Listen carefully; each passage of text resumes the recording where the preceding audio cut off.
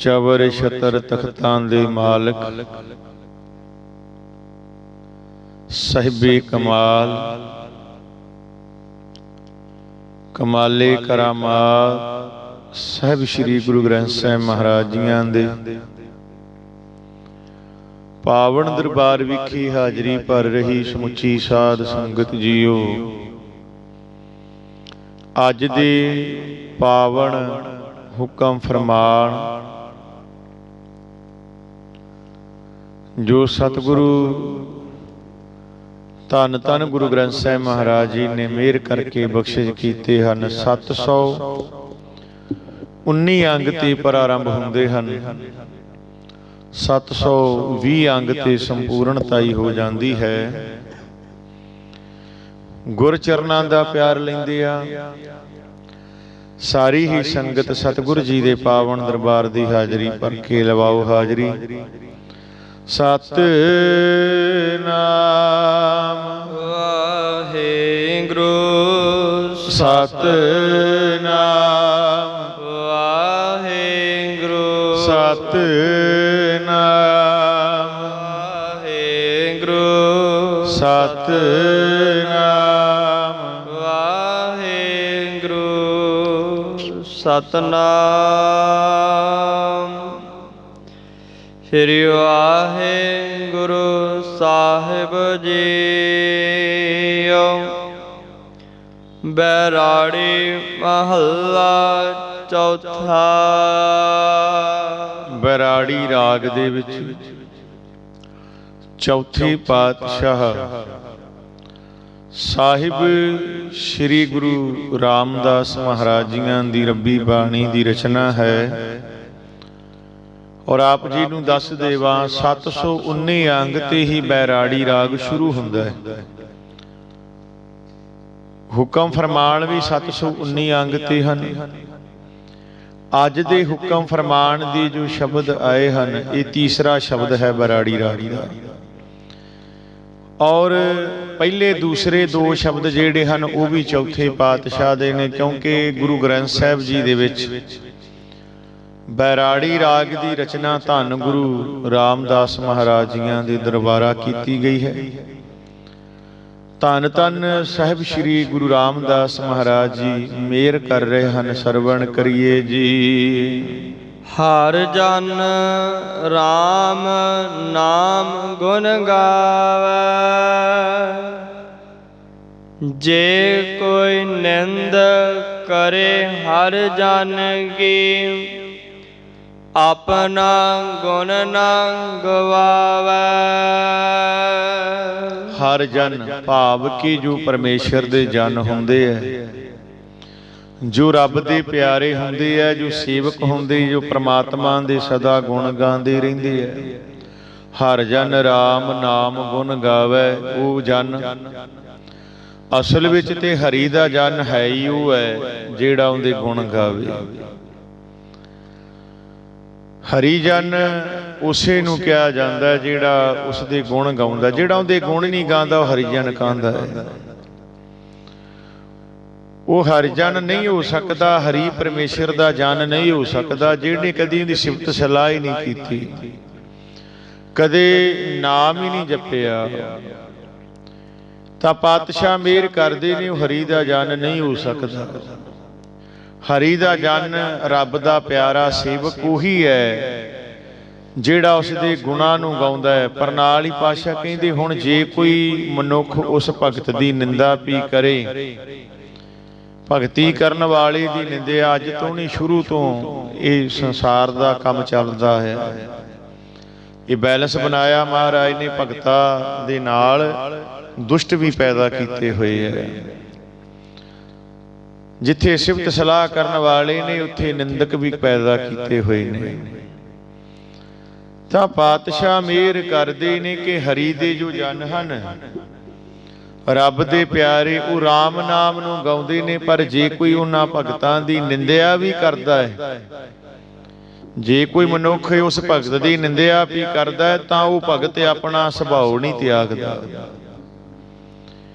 वो अपना सुभाव छड्डदा नहीं। उहदा सुभाव है जो वो अपने गुण जिहड़े ने गवाउंदा नहीं। ਉਹ ਆਪਣਾ ਗੁਣ ਤਿਆਗਦਾ ਨਹੀਂ ਹੈ। ਕਿਸੇ ਦੇ ਮਗਰ ਲੱਗ ਕੇ ਅਸੀਂ ਕੀ ਕਹਿੰਦੇ ਆ, ਮੈਨੂੰ ਫਲਾਣੇ ਬੰਦੇ ਨੇ ਗੁਰਦੁਆਰੇ ਇੰਜ ਕਹਿਤਾ ਤੇ ਮੈਂ ਤਾਂ ਨਹੀਂ ਗੁਰਦੁਆਰੇ ਜਾਣਾ। ਇਹਦਾ ਮਤਲਬ ਹੈ ਤੁਸੀਂ ਬੰਦਿਆਂ ਕਰਕੇ ਗੁਰਦੁਆਰੇ ਆਣੇ ਹੋ। ਮਤਲਬ ਸਾਫ਼ ਹੀ ਇਹ ਨਾ ਵੀ ਗੁਰੂ ਘਰ ਜੇ ਅਸੀਂ ਆਉਣੇ ਆ ਤੇ ਬੰਦਿਆਂ ਕਰਕੇ ਹੀ ਆਉਣੇ ਆ। ਔਰ ਇਹ ਸਪਸ਼ਟ ਗੱਲ ਹੈ। ਹੁਣ ਤੇ ਚਲੋ ਗੁਰੂ ਸਾਹਿਬ ਮਹਾਰਾਜ ਦੀ ਕਿਰਪਾ ਹੈ, ਕਾਫੀ ਸਾਲਾਂ ਤੋਂ ਗੁਰੂ ਘਰ ਦਾ ਪ੍ਰਬੰਧ ਸੋਹਣਾ ਚੱਲ ਰਿਹਾ ਹੈ।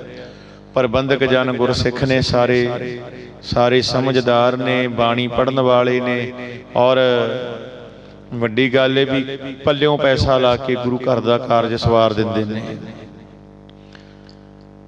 ਪਰ ਇੱਕ ਬੜੀ ਹੈਰਾਨੀ ਦੀ ਗੱਲ ਹੈ, ਇਕੱਲੇ ਆਪਣੇ ਨਗਰ ਦੀ ਨਹੀਂ ਮੈਂ ਕਰਾਂਗਾ, ਹੋਰ ਵੀ ਥਾਵਾਂ ਤੇ ਜਿਹੜੀ ਪਾਰਟੀ ਦਾ ਪ੍ਰਧਾਨ ਹਾਰ ਜਾਂਦਾ ਹੈ ਉਹ ਗੁਰਦੁਆਰੇ ਆਉਣੋਂ ਛੱਡ ਦਿੰਦੇ ਨੇ। ਆਖੋ ਸਤਿਨਾਮ। ਫਿਰ ਗੁਰੂ ਨਾਲ ਪਿਆਰ ਨਹੀਂ, ਪਿਆਰ ਤੇ ਪ੍ਰਧਾਨਗੀਆਂ ਨਾਲ ਹੀ ਨਾ ਸਾਨੂੰ। ਵੀ ਜਿਹੜੀ ਪਾਰਟੀ ਦਾ ਪ੍ਰਧਾਨ ਹਾਰ ਗਿਆ ਉਹ ਸਾਰੀ ਪਾਰਟੀ ਗੁਰਦੁਆਰੇ ਆਉਣੋਂ ਹਟ ਗਈ, ਛੱਡ ਗਈ। ਅਸੀਂ ਨਹੀਂ ਜਾਂਦੇ, ਅਸੀਂ ਕਿਸੇ ਹੋਰ ਗੁਰਦੁਆਰੇ ਚਲੇ ਜਾਵਾਂਗੇ। ਜਿਹੜੇ ਹੋਰ ਗੁਰਦੁਆਰੇ ਜਾਵਾਂਗੇ ਉੱਥੇ ਕਿਹੜੀ ਪ੍ਰਧਾਨਗੀ ਹੈ। ਗੱਲ ਤੇ ਸਾਡੀ ਹਉਮੈ ਨੂੰ ਪੱਠੇ ਨਹੀਂ ਪੈਂਦੇ, ਅਸੀਂ ਛੱਡ ਦਿੰਨੇ ਆ ਫਿਰ ਛੇਤੀ ਸਾਰਾ ਕੁਝ। ਉਹਦਾ ਅਸਲ ਕਾਰਨ ਇਹ ਹੈ, ਅਸੀਂ ਉਸ ਮਾਲਕ ਦੇ ਜਾਨੀ ਨਹੀਂ ਬਣੇ, ਅਸੀਂ ਉਸ ਦਾਤੇ ਦੇ ਪਿਆਰੇ ਹੀ ਨਹੀਂ ਬਣੇ, ਅਸੀਂ ਨਾਮ ਨਹੀਂ ਜਪਿਆ। ਜੇ ਜਪਿਆ ਹੁੰਦਾ ਤੇ ਫਿਰ ਇਹ ਗੱਲਾਂ ਹੀ ਨਾ ਵਿੱਚ ਆਉਂਦੀਆਂ। ਬੰਦਿਆਂ ਪਿੱਛੇ, ਚੌਧਰਾਂ ਪਿੱਛੇ ਗੁਰੂ ਘਰ ਛੱਡ ਕੇ ਬਹਿ ਜਾਣਾ। ਲੈ ਮੈਨੂੰ ਲੰਗਰ ਤੋਂ ਮੋੜਤਾ, ਮੈਂ ਤੇ ਨਹੀਂ ਗੁਰਦੁਆਰੇ ਜਾਣਾ। ਸਾਰਿਆਂ ਨੂੰ ਖੀਰ ਪਾਈ ਜਾਂਦੇ ਸੀ, ਮੈਨੂੰ ਨਹੀਂ ਦਿੱਤੀ, ਮੈਂ ਤੇ ਨਹੀਂ ਗੁਰਦੁਆਰੇ ਜਾਣਾ। ਤੇ ਭਲਿਆ ਤੂੰ ਗੁਰਦੁਆਰੇ ਖੀਰ ਖਾਣਾ ਹੈ। ਅਖੰਡ ਕੀਰਤਨ ਤਿੰਨ ਭੋਜਨ ਚੂਰਾ, ਰੱਬ ਦੇ ਪਿਆਰੇ ਲਈ ਤੇ ਰੱਬ ਦਾ ਨਾਮ ਹੀ ਭੋਜਨ ਚੂਰਾ ਹੈ। ਤੇ ਜਿਹੜੇ ਜਪਦੇ ਨੇ ਉਹ ਫਿਰ ਪਰਵਾਹ ਨਹੀਂ ਕਰਦੇ, ਉਹਨਾਂ ਦੀ ਕੋਈ ਵੀ ਮਨੁੱਖ ਛੱਡ ਕੇ ਸਾਰਾ ਸੰਸਾਰ ਨਿੰਦਿਆ ਕਰੀ ਜਾਵੇ। ਜੇ ਕੋਈ ਨਿੰਦ ਕਰੇ ਹਰ ਜਨ ਕੀ, ਜੇ ਕੋਈ ਵੀ ਉੱਠ ਕੇ ਉਸ ਜਨ ਦੀ ਨਿੰਦਿਆ ਕਰਨ ਲੱਗ ਜਾਵੇ, ਪਰ ਉਸ ਜਨ ਦਾ ਸੁਭਾਅ ਕੀ ਹੈ, ਆਪਣਾ ਗੁਣ ਨਾ ਗਵਾਵੇ। ਉਹ ਆਪਣਾ ਗੁਣ ਨਹੀਂ ਗਵਾਉਂਦਾ।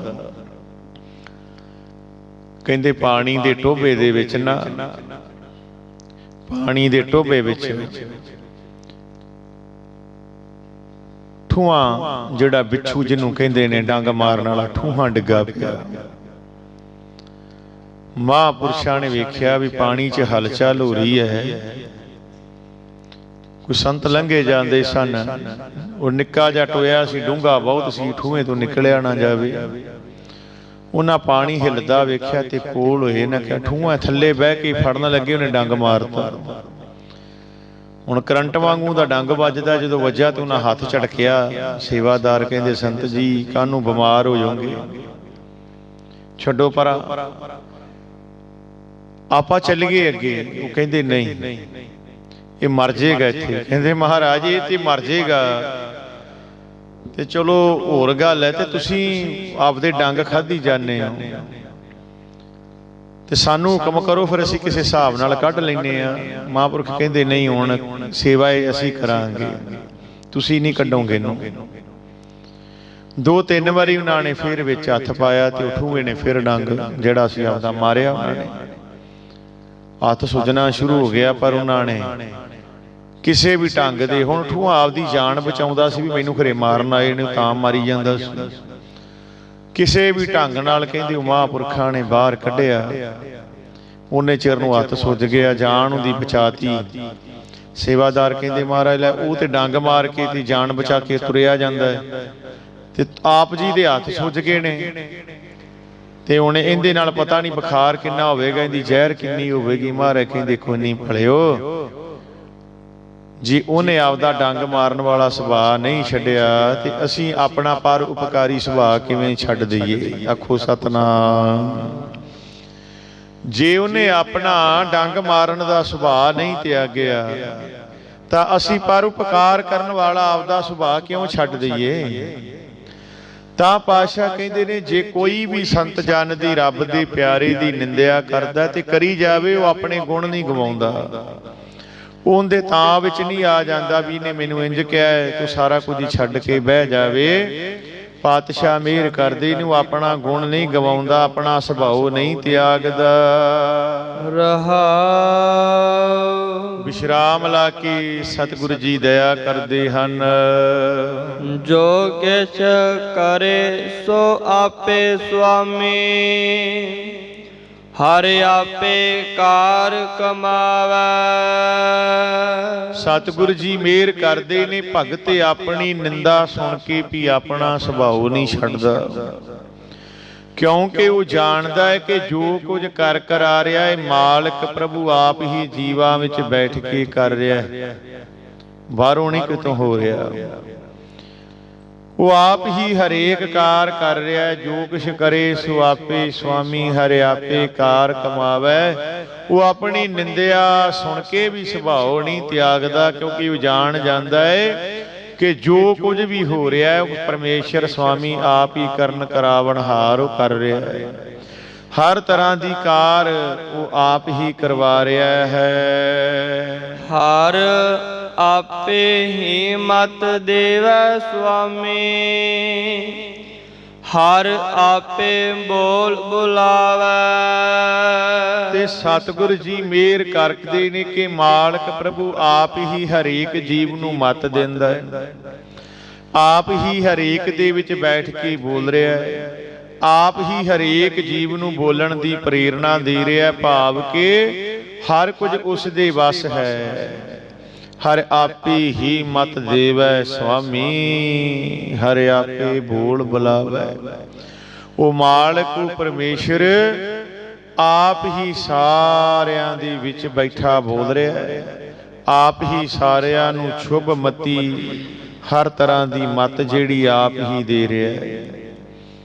ਮਤ ਵੀ ਅਕਾਲ ਪੁਰਖ ਦੀ ਹੈ। ਮਤਾ ਕੋਈ ਜਾਣੇ ਕਿ ਮੈਂ ਬੜਾ ਸਿਆਣਾ, ਮੈਂ ਬੜਾ ਚਤੁਰਾ।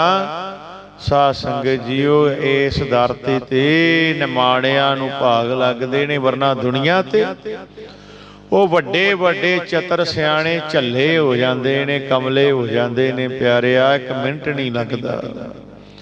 ਜੇ ਨਦਰ ਪ੍ਰਭੂ ਦੀ ਸਵੱਲੀ ਏ, ਅਕਾਲ ਪੁਰਖ ਦੀ ਮਿਹਰ ਦੀ ਨਦਰ ਹੈ, ਉਹ ਮਤ ਦਿੰਦਾ। ਇਹ ਸਾਰੀ ਮਤ ਵੀ ਉਸੇ ਦੀ ਜਾਣਨੀ ਹੈ ਵੀ ਹਰੀ ਦੀ ਦਿੱਤੀ ਮਤ ਹੈ। ਮੈਂ ਜਿਹੜੀ ਦਿਮਾਗ ਇਹ ਚਤਰਾਈ ਜਿੰਨੀ ਵੀ ਹੈ ਹਰੀ ਅਕਾਲ ਪੁਰਖ ਦੀ ਹੈ, ਮੇਰੀ ਨਹੀਂ ਹੈ।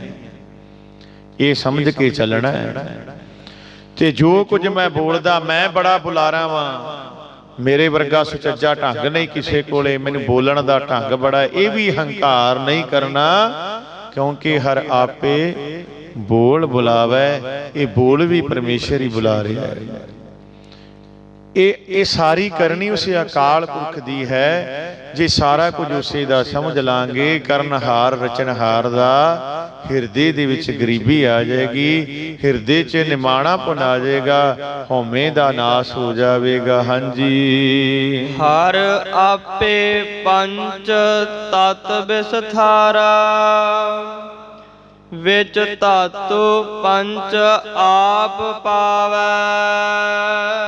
ਰੱਬ ਦੇ ਭਗਤ ਹਰੀ ਜਨ ਜਾਣਦੇ ਹਨ ਕਿ ਪਰਮਾਤਮਾ ਆਪ ਹੀ ਆਪਣੇ ਆਪ ਤੋਂ ਪੰਜਾਂ ਤੱਤਾਂ ਦਾ ਜਗਤ ਦਾ ਖਿਲਾਰਾ ਖਿਲਾਰਿਆ ਹੋਇਆ ਹੈ। ਉਸੇ ਦੇ ਕੋਲੋਂ ਹੀ ਸਾਰਾ ਕੁਝ ਹੋਇਆ ਹੈ। ਆਪ ਹੀ ਇਹਨਾਂ ਤੱਤਾਂ ਵਿੱਚ ਪੰਜ ਵਿਸ਼ੇ ਭਰੇ ਹੋਏ ਹਨ। ਹਰ ਤਰ੍ਹਾਂ ਕਾਮ, ਕ੍ਰੋਧ, ਲੋਭ, ਮੋਹ, ਹੰਕਾਰ, ਹਰ ਤਰ੍ਹਾਂ ਦੇ ਚੰਗੇ ਵੀ ਪੰਜ ਨੇ ਤੇ ਮਾੜੇ ਵੀ, ਤੇ ਕਰਮ ਇੰਦਰੇ ਵੀ। ਸਾਰਾ ਕੁਝ ਜਿਹੜਾ ਸਤਿਗੁਰ ਦਾ ਹੀ ਬਣਾਇਆ। ਗਿਆਨ ਇੰਦਰੇ, ਕਰਮ ਇੰਦਰੇ, ਜੋ ਸਾਡੇ ਅੰਦਰ ਵਿਸ਼ੇ ਵਕਾਰ, ਸ਼ੁਭ ਤੱਤ ਸਾਰੇ ਮਾਲਕ ਦੇ ਭਰੇ ਹੋਏ ਨੇ। ਸਾਰਾ ਕੁਝ ਉਸੇ ਦਾ ਹੈ। ਹੁਣ ਸਾਧ ਸੰਗਤ ਜੀਓ, ਕਈ ਵਾਰ ਨਾਸਤਿਕ ਬਿਰਤੀ ਜਿਹੜੀ ਹੁੰਦੀ ਉਹ ਕਹਿੰਦੀ ਵੀ ਸਾਰਾ ਕੁਝ ਅਕਾਲ ਪੁਰਖ ਦਾ ਹੀ ਪਸਾਰਿਆ ਕਿਵੇਂ ਹੋ ਸਕਦਾ ਹੈ। ਇੱਕ ਤੇ ਮੈਂ ਸੁਣਦਾ ਪਿਆ ਸੀ, ਕਹਿੰਦੇ ਜੀ ਇਹ ਤੇ ਕਹਿੰਦੇ ਉੱਤੇ ਗੈਸਾਂ ਸੀਗੀਆਂ, ਕਹਿੰਦੇ ਆਕਾਸ਼ ਵਿੱਚ। ਗੱਲ ਸੁਣੋ, ਮੈਂ ਕਹਿੰਦਾ ਹੈਰਾਨ ਹੋ ਜਾਈਦਾ ਵੀ ਬਾਬੇ ਨਾਨਕ ਨਾਲੋਂ ਵੀ ਜ਼ਿਆਦੇ ਸਿਆਣੇ ਹੋ ਗਏ ਅੱਜ ਦੇ ਬੂਝੜ, ਜਿਨ੍ਹਾਂ ਨੇ ਕਦੀ ਜਪਜੀ ਸਾਹਿਬ ਨਹੀਂ ਉੱਠ ਕੇ ਪੜ੍ਹਿਆ। ਉਹ ਸ੍ਰਿਸ਼ਟੀ ਦੀ ਰਚਨਾ ਕਿਵੇਂ ਹੋਈ ਇਹ ਦੱਸ ਰਹੇ ਹੈ। ਗੁਰੂ ਨਾਨਕ ਸਾਹਿਬ ਤੇ ਕਹਿ ਰਹੇ ਨੇ ਵੀ ਜਿੰਨੇ ਸਾਜੀ ਉਹੀ ਜਾਣੇ।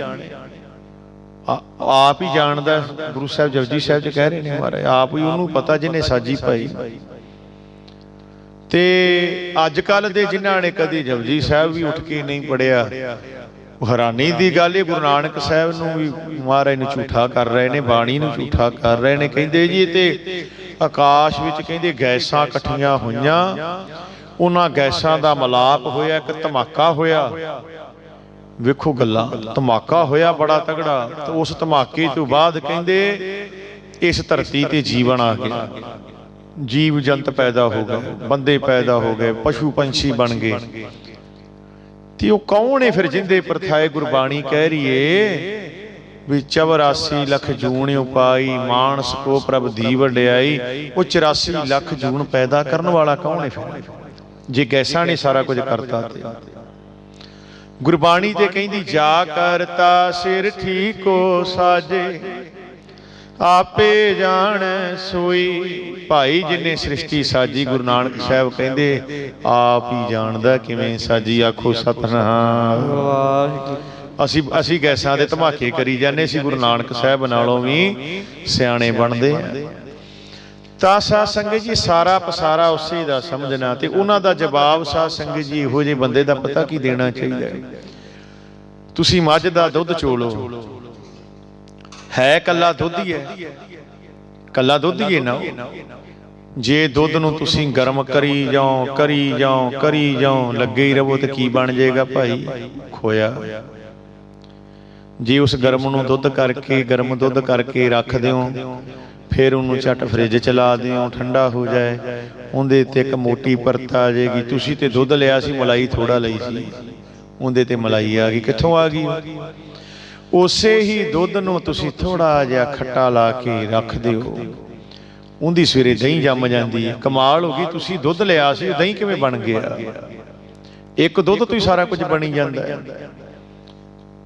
ਫਿਰ ਉਸ ਦਹੀਂ ਨੂੰ ਤੁਸੀਂ ਫੈਂਟ ਲਓ, ਰਿੜਕ ਲਓ, ਤੇ ਉਹਦੇ ਵਿੱਚੋਂ ਮੱਖਣ ਨਿਕਲ ਆਉਂਦਾ ਹੈ।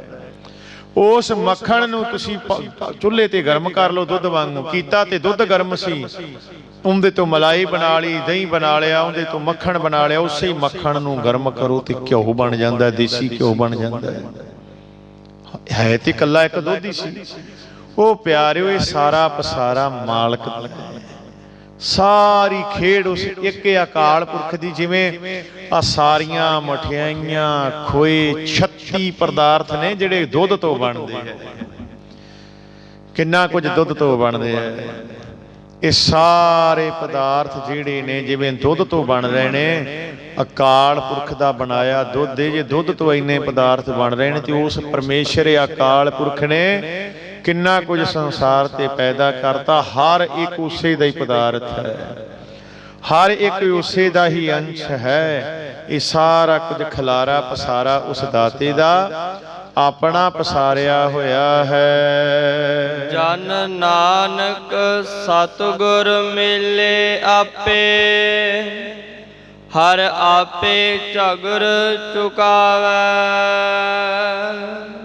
ਸਤਿਗੁਰੂ ਜੀ ਮਿਹਰ ਕਰ ਰਹੇ ਨੇ, ਨਾਨਕ ਨਾਮ ਦੀ ਮੋਹਰ ਲਾ ਕੇ ਸਮਝਾ ਰਹੇ ਨੇ ਕਿ ਪਰਮਾਤਮਾ ਆਪ ਹੀ ਆਪਣੇ ਸੇਵਕ ਨੂੰ ਮਿਲਾਉਂਦਾ ਹੈ। ਕੋਈ ਜੇ ਕਵੇ ਨਾ ਮੈਂ ਜ਼ੋਰ ਨਾਲ ਧੱਕੇ ਨਾਲ ਜਪ ਲਾਂ, ਜਪਿਆ ਨਹੀਂ ਜਾਂਦਾ, ਉੱਠਿਆ ਨਹੀਂ ਜੇ ਜਾਂਦਾ। ਜੇ ਕੋਈ ਕਵੇ ਮੈਂ ਉੱਠ ਕੇ ਇੰਝ ਜਪ ਲਾਂਗਾ, ਮੈਂ ਕਰ ਲਾਂਗਾ, ਤੇ ਫਿਰ ਨਹੀਂ ਜੇ ਹੁੰਦਾ। ਤੇ ਜੇ ਹੱਥ ਜੋੜਦੇ ਵੀ ਤਰਲੇ ਪਾਵੇ, ਮਹਾਰਾਜ ਤੂੰ ਕਿਰਪਾ ਕਰ, ਤੂੰ ਮਹਾਰਾਜ ਸਮਾਂ ਬਖਸ਼, ਮਿਹਰ ਕਰ, ਤੇ ਫਿਰ ਸਤਿਗੁਰ ਤਰਸ ਕਰਦਾ ਹੈ। ਤੇ ਗੁਰੂ ਨਾਨਕ ਸਾਹਿਬ ਨਾਮ ਦੀ ਮੋਹਰ ਲਾ ਕੇ ਚੌਥੇ ਪਾਤਸ਼ਾਹ ਧੰਨ ਗੁਰੂ ਰਾਮਦਾਸ ਮਹਾਰਾਜ ਮਿਹਰ ਕਰ ਰਹੇ ਨੇ ਕਿ ਪਰਮਾਤਮਾ ਆਪ ਹੀ ਸੇਵਕ ਨੂੰ ਮਿਲਾਉਂਦਾ ਹੈ, ਤੇ ਆਪ ਹੀ ਉਸ ਦੇ ਅੰਦਰੋਂ ਹਰੇਕ ਕਿਸਮ ਦੀ ਖਿੱਚੋ ਤਾਣ ਜਿਹੜੀ ਮੁਕਾਉਂਦਾ ਹੈ। ਆਪੇ ਝਗਰ ਚੁਕਾਵੇ। ਉਹਦੇ ਅੰਦਰ ਜਿੰਨੀ ਖਿੱਚੋ ਤਾਣ, ਜਿੰਨੇ ਝਗੜੇ, ਜਿੰਨੇ ਉਹਦੇ ਅੰਦਰ ਝਗੜੇ ਚੱਲ ਰਹੇ ਹੁੰਦੇ ਨੇ ਆਪਣੇ ਵਿਕਾਰਾਂ ਨਾਲ, ਸੰਸਾਰ ਨਾਲ, ਆਪਣੇ ਮਨ ਦਿਮਾਗ ਦੇ ਨਾਲ, ਸਾਧ ਸੰਗਤ ਜੀ ਸਾਰੇ ਝਗੜੇ ਜਿਹੜੇ ਨੇ ਉਹ ਮੁੱਕ ਜਾਂਦੇ ਨੇ। ਉਹ ਸਾਰੇ ਝਗੜੇ ਖਤਮ ਹੋ ਜਾਂਦੇ ਨੇ। ਦਿਲ ਕਹਿੰਦਾ ਹੈ, ਅੰਦਰੋਂ ਦਿਮਾਗ ਕਹਿੰਦਾ ਜਪ ਲੈ, ਦਿਮਾਗ ਕਹਿੰਦਾ ਧਿਆਲਾ, ਮਨ ਕਹਿੰਦਾ ਤੇਰੀ ਕੀ ਔਕਾਤ ਹੈ, ਮਨ ਪੁੱਠੇ ਪਾਸੇ ਲੈ ਜਾਂਦਾ। ਮਨ ਜਿਹੜਾ ਹੈ ਨਾ ਤੇ ਇਹ ਬੜੀ ਚੀਜ਼ ਹੈ। ਗੁਰੂ ਪਾਤਸ਼ਾਹ ਤਾਂ ਤੇ ਕਹਿੰਦੇ ਨੇ ਮਨ ਵਸ ਆਵੇ ਨਾਨਕਾ। ਜੇ ਕਿਤੇ ਮਨ ਵਸ ਵਿੱਚ ਆ ਜੇ ਤੇ ਕੀ ਹੋ ਜੇ? ਮਨ ਜੀਤੈ ਜਗ ਜੀਤ। ਫਿਰ ਤੇ ਸਾਰਾ ਸੰਸਾਰ ਜਿੱਤ ਲਈਏ। ਮਨ ਕਾਬੂ ਕਰਨਾ ਬੜਾ ਔਖਾ ਹੈ, ਮਨ ਸਮਝਾਉਣਾ ਬੜਾ ਔਖਾ ਹੈ। ਬਾਣੀ ਨਾਲ ਹੋ ਸਕਦਾ ਹੈ, ਭਜਨ ਬੰਦਗੀ ਨਾਲ ਹੋ ਸਕਦਾ ਹੈ, ਹੋਰ ਕੋਈ ਦੂਜਾ ਤੀਜਾ ਰਸਤਾ ਨਹੀਂ ਹੈਗਾ, ਹੋਰ ਕੋਈ ਰਾਹ ਨਹੀਂ ਹੈ। ਜੇ ਅਸੀਂ ਸੋਚੀਏ ਵੀ ਕਿਸੇ ਹੋਰ ਮਾਰਗ ਦੇ ਨਾਲ ਭਲਾ ਹੋ ਜਾਏ ਤੇ ਨਹੀਂ। ਗੁਰੂ ਕਿਰਪਾ ਕਰੇ, ਪਰਮੇਸ਼ਰ ਆਪ ਹੀ ਆਪਣੇ ਭਗਤ ਜਨ ਨੂੰ, ਆਪਣੇ ਪਿਆਰੇ ਨੂੰ ਆਪਣੇ ਨਾਲ ਮਿਲਾਉਂਦਾ ਹੈ ਤੇ ਆਪ ਹੀ ਉਹਦੇ ਅੰਦਰੋਂ ਸਾਰੀ ਖਿੱਚੋਤਾਣ, ਸਾਰੇ ਝਗੜੇ ਮੁਕਾ ਦਿੰਦਾ ਹੈ। ਉਹਦੇ ਅੰਦਰ ਦੀ ਸਾਰੀ ਜਿਹੜੀ ਖੇਡ ਚੱਲ ਰਹੀ ਹੁੰਦੀ ਹੈ, ਰੋਲਾ ਰੱਪਾ ਚੱਲ ਰਿਹਾ ਹੁੰਦਾ, ਕਲਯੁਗ ਦਾ ਪਸਾਰਾ ਚੱਲ ਰਿਹਾ ਹੁੰਦਾ ਹੈ, ਉਹ ਮਾਲਕ ਆਪ ਮੁਕਾ ਦਿੰਦਾ ਹੈ। ਸੋ ਗੁਰੂ ਕਿਰਪਾ ਕਰੇ ਸਾਧ ਸੰਗਤ ਜੀ, ਅੱਜ ਦੀਆਂ ਸਮਾਪਤੀਆਂ ਹਨ। ਸਮਾਪਤੀ ਦੀ ਪੰਕਤੀ ਪੜ੍ਹ ਕੇ ਫਤਿਹ ਦੀ ਸਾਂਝ ਪਾਵਾਂਗੇ। ਸਤਿਗੁਰ ਜੀ ਕਿਰਪਾ ਕਰਨ, ਹੁਕਮਨਾਮੇ ਸਾਹਿਬ ਦੀ ਸ਼ਬਦ ਦੀ ਵਿਚਾਰ ਸਾਡੇ ਹਿਰਦੇ 'ਚ ਵਸ ਜਾਵੇ।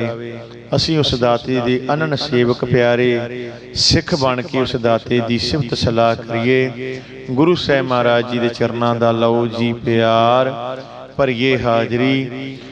ਹਰ ਆਪੇ ਪੰਚ ਤਤ ਬਿਸਥਾਰਾ,